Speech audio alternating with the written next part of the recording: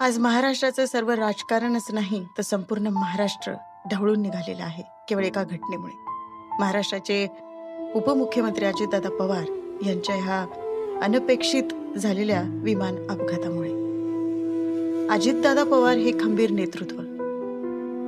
समर्थकांमध्ये तुम्ही बघितलं असेल संपूर्ण आक्रोश आहे. मृत्यू येतो हे अटळ सत्य आहे, आपल्या सर्वांना माहीत आहे. पण हे असं काही होईल असा कुणालाही विश्वास नव्हता. अचानक झालेल्या या घटनेचे पडसाद संपूर्ण महाराष्ट्रात उमटत आहेत. बारामती परिसरामध्ये प्लेन लँड होत असताना झालेला हा अपघात. अजितदादा आज आपल्यामध्ये नाही, पण ते आपल्यामध्ये त्यांच्या कार्याने आपल्या सर्वांमध्ये आहेत. समर्थकांमध्ये आज संपूर्ण आक्रोश आहे. एकच सांगावंसं वाटतं, दादा गेले नाहीत, ते आपल्या सर्वांमध्ये आठवणीच्या स्वरूपामध्ये आपल्यात आहेत आणि सदैव राहतील.